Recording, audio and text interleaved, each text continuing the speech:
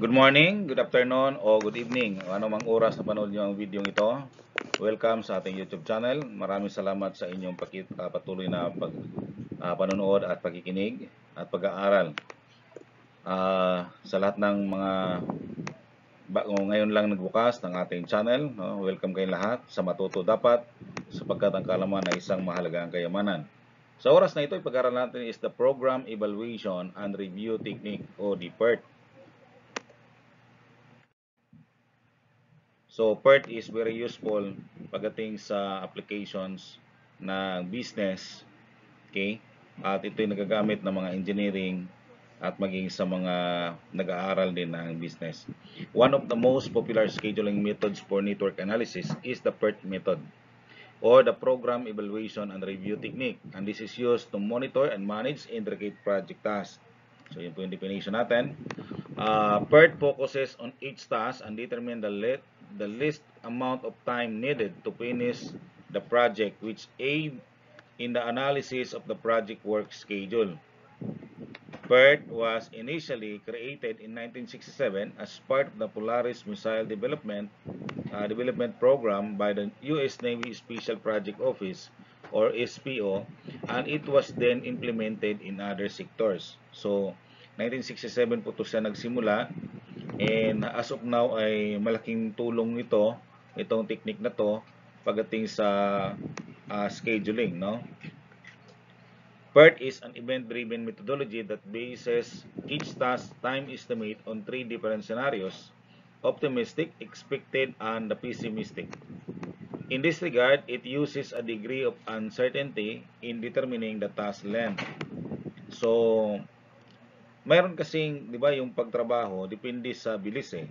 Mayroong masyadong mabilis, mayroon din namang masyadong mabagal, o mayroong katamtaman lang yung bilis. So, yung task, yung completion of the task ay depende doon sa nagtatrabaho, sa kanyang strategy siguro gagamitin o kanyang technique na gagamitin para matapos agad yung trabaho, no? So the PERT is helpful for complicated, non-routine, and large-scale project because of these qualities.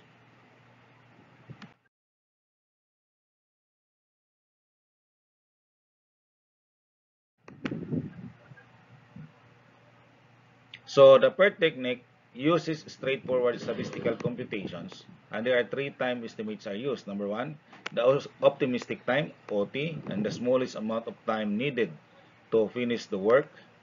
Pessimistic time, the longest amount of time needed to finish the work, and the most likely time, or the longest amount of time likely duration that will needed to do the task. Okay?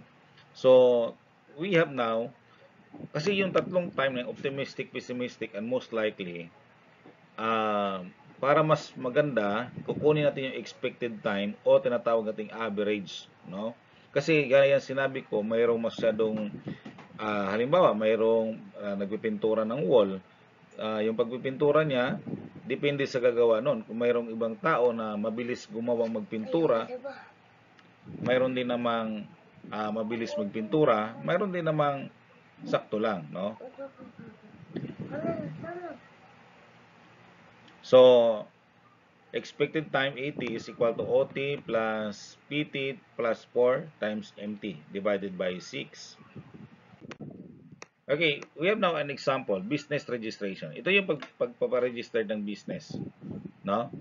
So, we have 0. Ang first column natin is the activity, second column description, third column ay the predecessor, fourth column optimistic time, pessimistic time, fifth column, sixth column most likely time, and the expected time, yun po yung ating last column. Okay? So, you have to list down the activities, anong mga steps by step process para magkaroon ng business registration. So, I write here, these are the descriptions, at mayroon tayong 9 stages, okay? 9 steps para magkaroon ng business registration. Okay?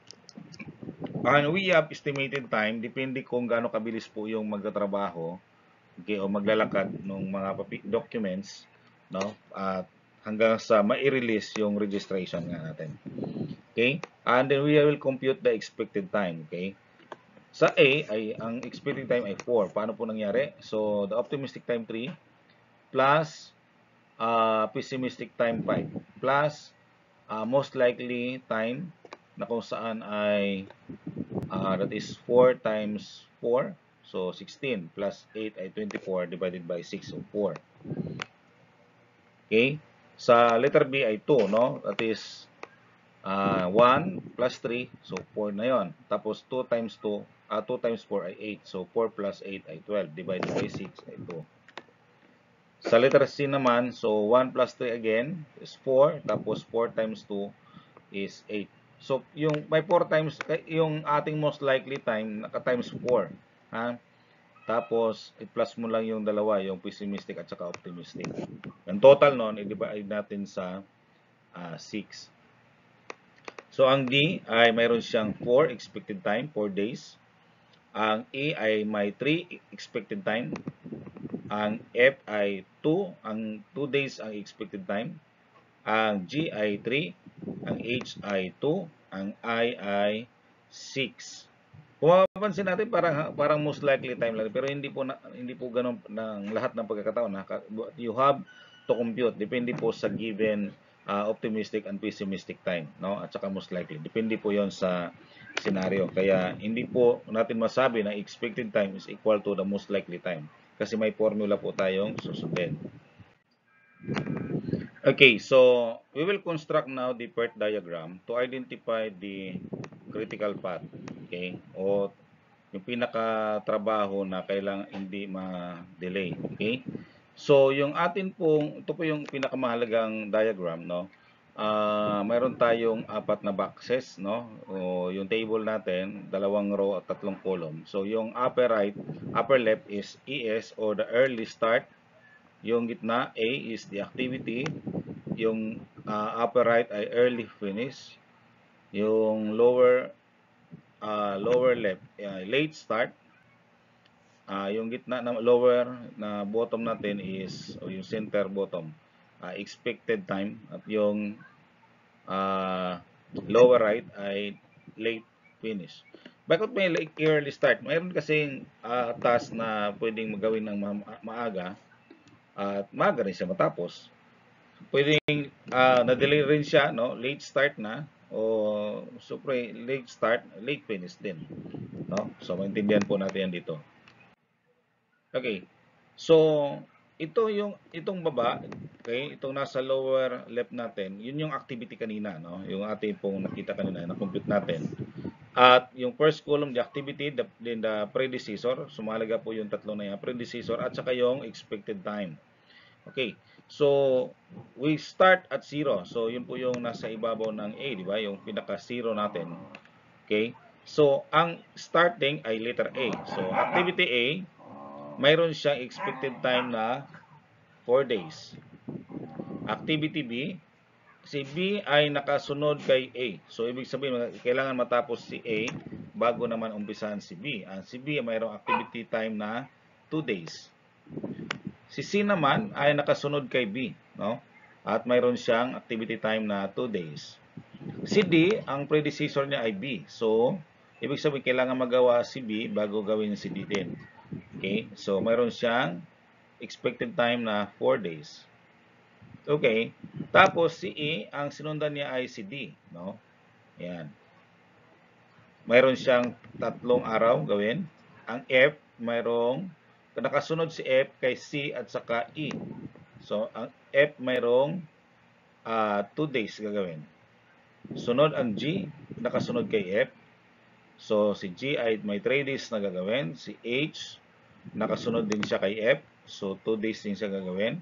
At si I, nakasunod siya kay G at saka kay H. No? Yan. So, ibig sabihin, lahat po yun po yung pagkasunod-sunod ng atin pong task. Okay? So, gawin na po natin ang forward pass. Okay? Forward pass, ito po yung pag-determine natin ng scheduling. No? So, si A, start ang 0 since yun ang pinaka-umpisang mag-start. Matapos siya ng 4 na araw. Okay? So, early start 0, early finish ay 4. Si B, ibig sabihin pagkatapos ni A, gawin na natin si B. Okay? So, ang late early start ni B ay 4, matapos din siya ng 6 days kasi 2 araw siyang gagawin. Si C, pasapos kay B, so early start ni C ay 6, ang early finish ay 8 kasi 2 days gagawin si C. Si D, after ni B, pwede na natin gawin. So 6 po ang early start kasi late finish ni B ay 6. Tapos gagawin ang D ng 4 days kaya 10 po siya. 10 days po matatapos. Si E, ibig sabihin pagkatapos hindi pwede nang gawin si E. So 10 po si E, yung early start, ang early finish ay 13, no? 13 days po siya, no? Tapos si F naman, now si F, dalawa kasi ang pinanggalingan. So pwedeng kay C at pwede kay E. Kaya lang ang pinakamatagal matapos si E. At hindi pwedeng gamitin natin 8 days mag-start si F kasi hindi pa tapos si E. So natapos si E on the 13 days. So ang early start ni F ay 13. So matapos si F ng 15. Tapos si G, so magtatapos ni F, si G sunod, so 15. Tapos pag natapos na si G, 18 days gawin si G, no? Si H naman, dahil kasunod siya kay F, so 15 din siya mag-start, matapos siya 17. Now si I, dahil ang pinagmulan ni I ay G at saka H. So ang pinakamatagal matapos si G, so 18. So 18 ang early start ni I, 6 days gawin si I, so 24 days matatapos ang buong project. Okay. Now, kapag natapos na natin ang forward pass, ngayon mag-backward pass naman tayo. Okay? So, sa backward pass, start tayo dun sa end, no? So, 24. So, gawin si I ng 6 days. So, ibig sabihin, late start ni I ay 18. Okay, si G, 18. Ang H natin, 18 din. Kasi late start ni I ay 18. So, dapat ang late finish ni H ay 18. So, ang late start ni H ay 16. Si G naman, 18 din. Tapos, 15 ang kanyang late start. Si F, dalawang pinanggalingan, G and H, no? Ang pinakamaagang mag-umpisa ay ang G. So, yung 15 ang gamitin natin. So, ang late finish ng F dapat matapos siya ng 15 at mag-umpisa siya ng 13. Okay.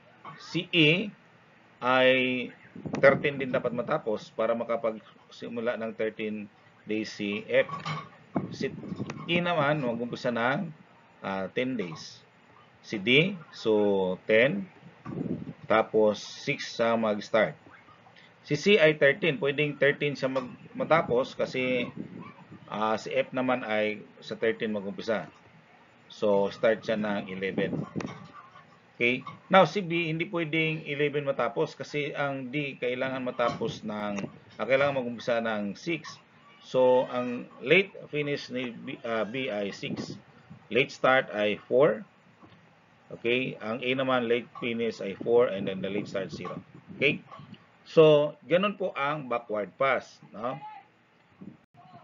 Sunod, alamin naman natin ang slack time. So, the term float or slack in project management refers to the amount of time that a job can be delayed without impacting the project's ultimate delivery date or the deadlines of other activities that come after it. So, you have the float or the slack or the total. Okay, the float or slack total on the critical path is 0. Ibig sabihin, kapag 0 yung atin pong slack time sa bawat activity, ibig sabihin critical po yon. Ibig sabihin, hindi po siya pwedeng ma-delay. Kasi pag na-delay yon, apektado na po ang buong project. Okay? So, formula, slack time is equal to the late finish minus early finish or the late start minus the early start. Ano lang yan? Bottom minus upper. Okay? So, ang A, slack niya ay 0, no? Kasi 4 minus 4, 0. 0 minus 0, 0. Sa B naman, 6 minus 6, 0 din. 4 minus 4, 0. So, sa C, 13 minus 8, so 5. O 11 minus 6 ay 5. Slack time niya ay 5. Ibig sabihin, pwedeng ma-delay si si C ng 5 days. Okay? Pwede siya mag-start on the 9th days, on the 10th ba siya mag-start, pwedeng 7 days.